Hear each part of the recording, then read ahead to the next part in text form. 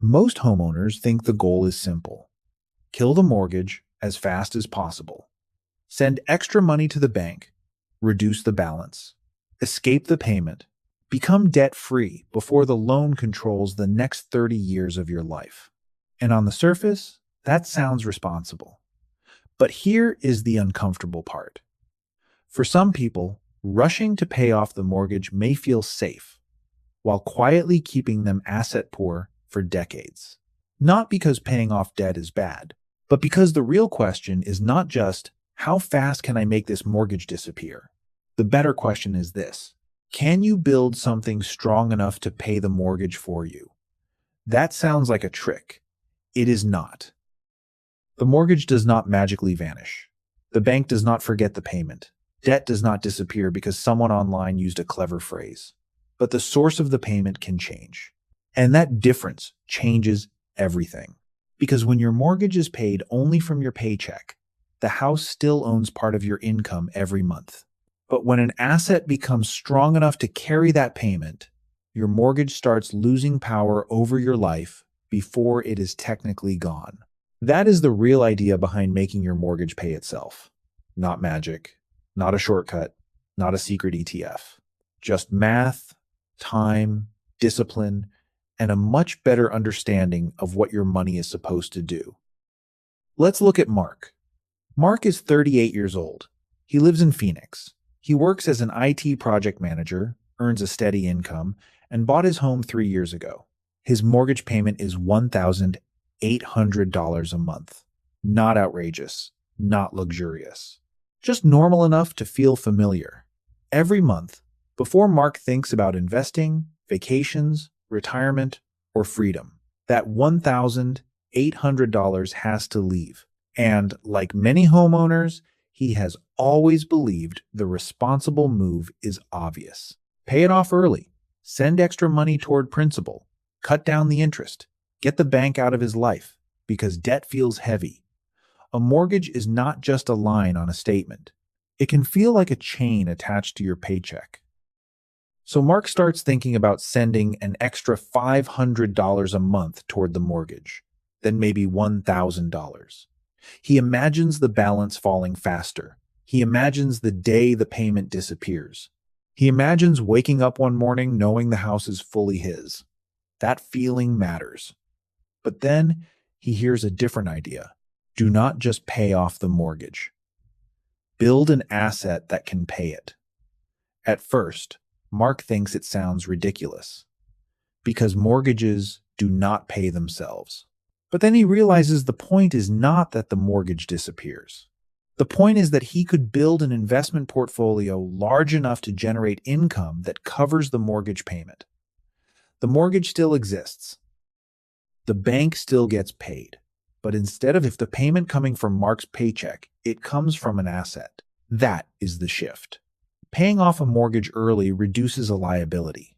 Building an income-producing portfolio creates an asset. Both can help, but they are not the same move. One makes a payment disappear. The other creates cash flow. And if the cash flow becomes large enough, the mortgage may stop feeling like a burden before the loan is fully paid off. Now, the math begins. Mark's mortgage payment is $1,800 per month. That means he needs $21,600 per year to cover the payment. Now assume, just for illustration, that an income-focused portfolio could produce a 10% annual yield.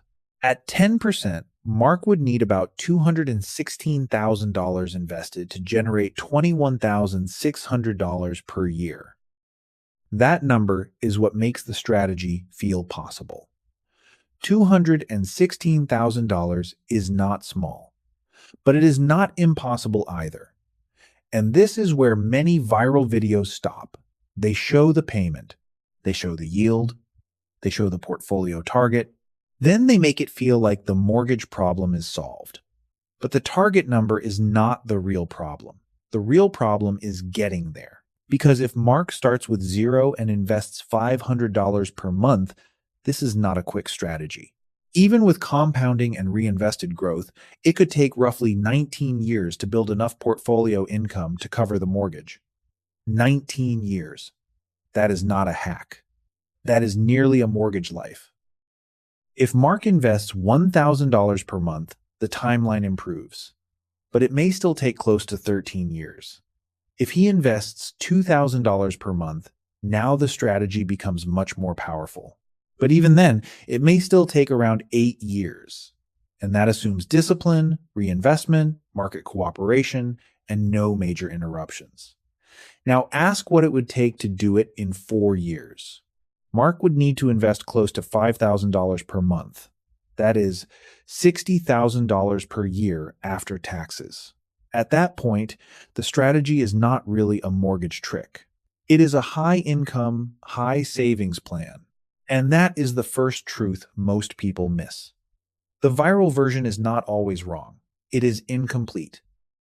It shows the math after the portfolio already exists. It does not show the years required to build the portfolio. And this is where most people misunderstand the strategy.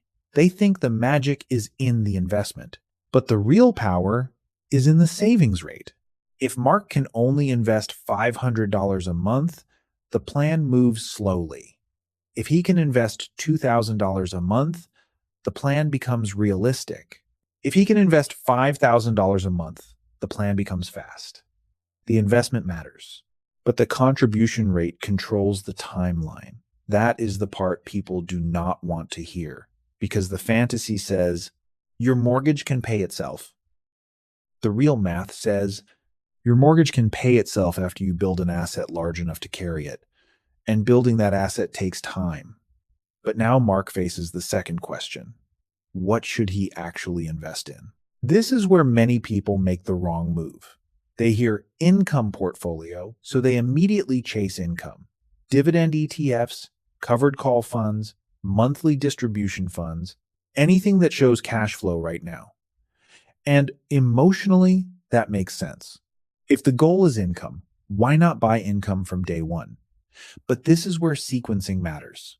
Mark does not need the portfolio to pay the mortgage today. It is not large enough yet.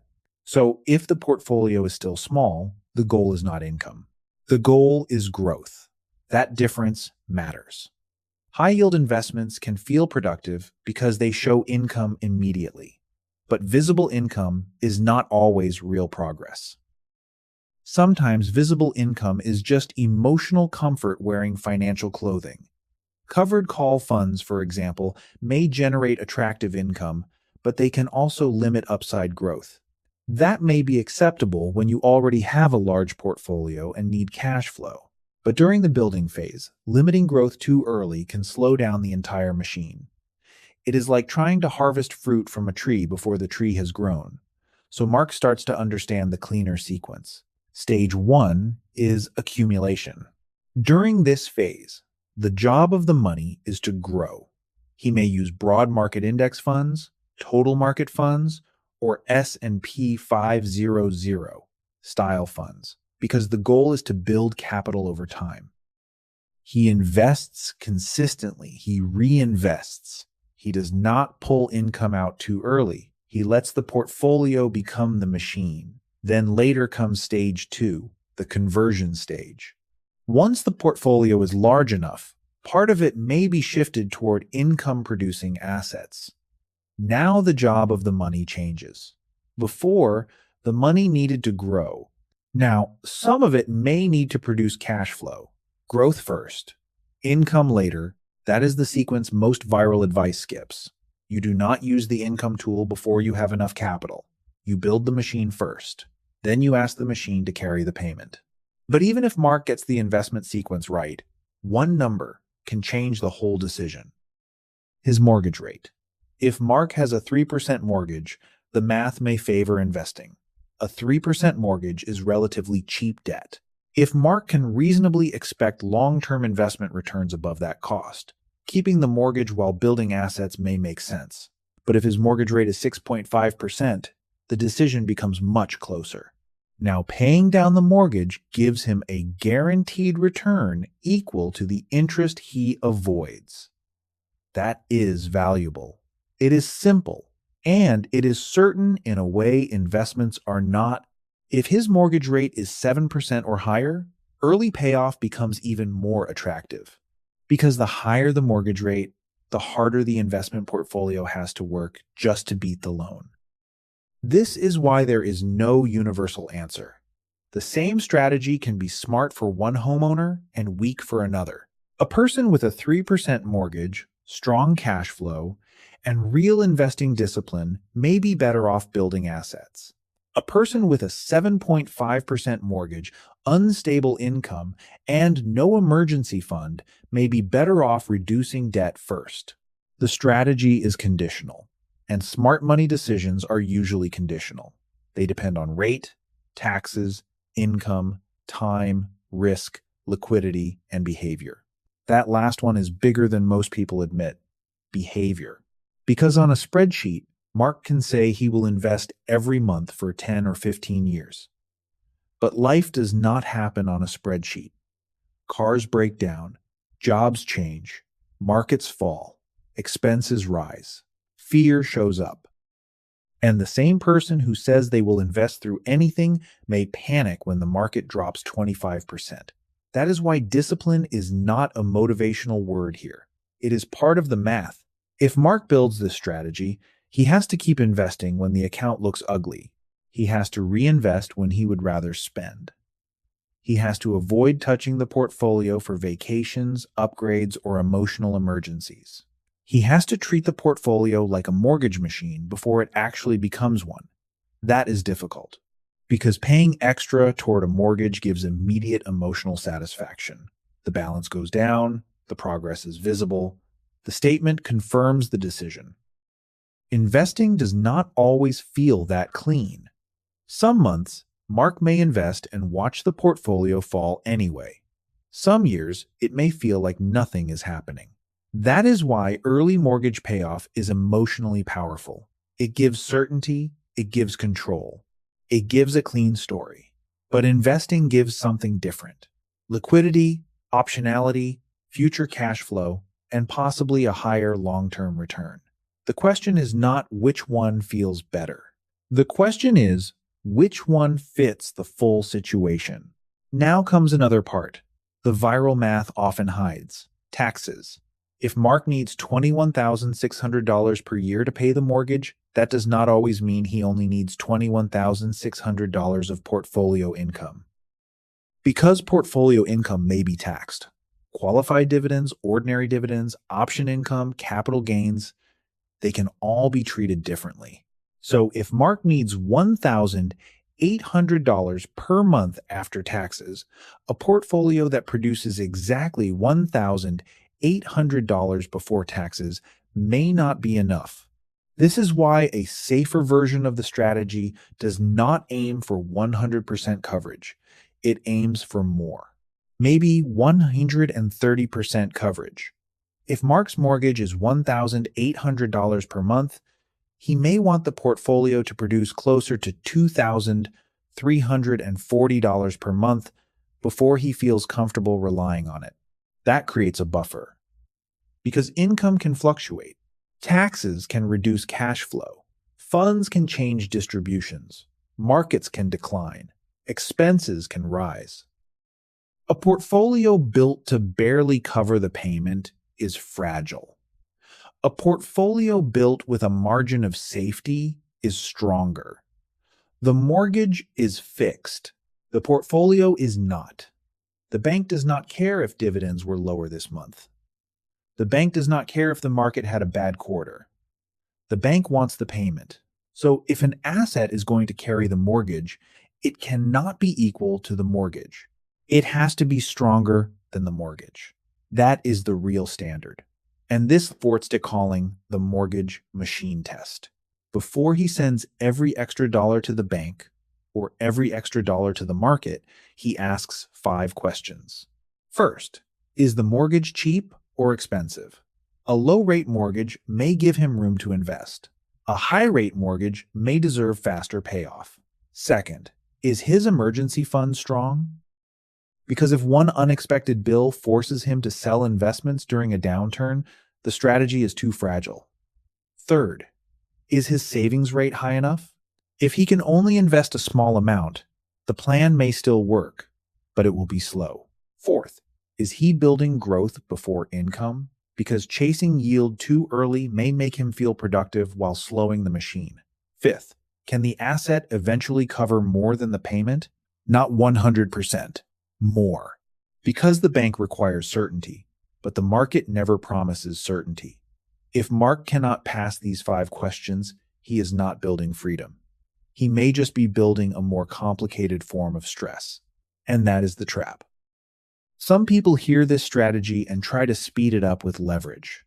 They borrow against the portfolio, they use margin, they assume the market will cooperate.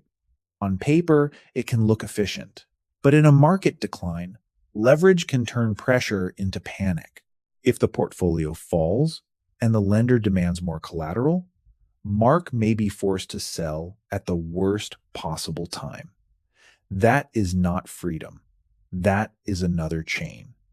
So Mark avoids the shortcut. He builds the boring version. He keeps an emergency fund. He keeps the mortgage current. He invests consistently. He focuses on growth while the portfolio is small. He does not chase yield just because monthly income looks exciting. He understands that income is not the first goal. Capital is the first goal. Then later, when the portfolio is large enough, he can decide whether part of it should become an income machine. That decision may happen around year 8 or year 13 or year 15, not overnight. Not because of a secret fund, because of savings rate, patience, and sequencing. And this is where Mark finally understands the real money logic. A mortgage can be attacked in 2 ways. You can reduce the liability, or you can build the asset. Paying extra toward the mortgage reduces what you owe. Investing builds what you own. Both can improve your financial life, but they do it differently. One gives certainty. The other gives flexibility. One lowers debt. The other may create future cash flow. One feels safer emotionally. The other may create more options if the math works. The mistake is thinking one answer is always right. The better question is, what problem are you actually trying to solve? Are you trying to solve a math problem or an emotional problem? Because sometimes people do not want to pay off the mortgage because it is mathematically best. They want to pay it off because debt makes them anxious. That is real. Peace of mind has value, but it should be recognized for what it is. If paying off the mortgage helps someone sleep at night, that matters. But if the mortgage rate is low, the income is stable, and the person has strong investing discipline, building assets may create more long-term freedom. This is not about proving one side wrong. It is about seeing the trade-off clearly. For Mark, the answer becomes more balanced. He does not ignore the mortgage, but he stops seeing the mortgage as the only target.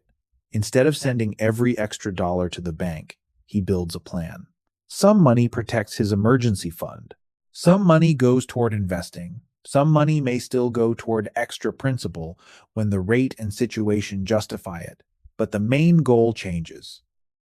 He is no longer obsessed with making the mortgage disappear as fast as possible. He is focused on making the mortgage less powerful in his life. That is a different goal, and maybe a smarter one, because the day the portfolio can cover the payment, something changes psychologically. The mortgage still exists. The bank still gets paid. The loan balance may still be there. But Mark is no longer paying it only from stress. He is paying it from strength. He is paying it from an asset. And that is what people really mean when they say the mortgage pays itself. Not that the debt disappeared. Not that the plan was easy. Not that returns were guaranteed. But that an asset became strong enough to carry a liability. That is the real version. Slow, boring, mathematical, not magical, and much more useful. So before you rush to pay off your mortgage early, ask a better question. Is this debt expensive, or is this debt cheap? Would extra principal give you the best return, or would the same money build more flexibility elsewhere? Are you buying peace of mind, or are you building long-term cash flow? There is no perfect answer for everyone, but there is a dangerous answer. The dangerous answer is following a rule without understanding the math behind it. Always pay off the mortgage early can be too simple. Never pay off the mortgage, always invest can also be too simple. The truth is not in the slogan. The truth is in the sequence. Growth when you need growth. Income when you need income. Debt payoff when the debt is expensive. Liquidity when life is uncertain. Discipline when the market tests whether you actually meant the plan. For Mark, the dream was never just a mortgage-free life. The deeper dream was a life where his paycheck was not the only thing carrying every burden. A life where his assets slowly stepped in. A life where the house payment no longer controlled every decision. That is how a mortgage begins to pay itself, not because it disappears, but because you build something strong enough to stand between your paycheck and the payment. And if this story helped you see mortgage math differently, don't just leave with the lesson. Subscribe to Money Logic, because every week we break down the money decisions that look normal on the surface, but quietly shape your wealth for years. Like the video if you want more real mortgage math, and subscribe now so you don't miss the next breakdown. And comment below. If you had an extra $1,000 a month, would you send it to the bank or send it to your future asset machine? This video is for educational and entertainment purposes only. It reflects general financial ideas and personal perspective, not personal financial advice. Investment returns, dividend income, and market outcomes are not guaranteed. Always do your own research and consider speaking with a qualified financial professional before making major financial decisions.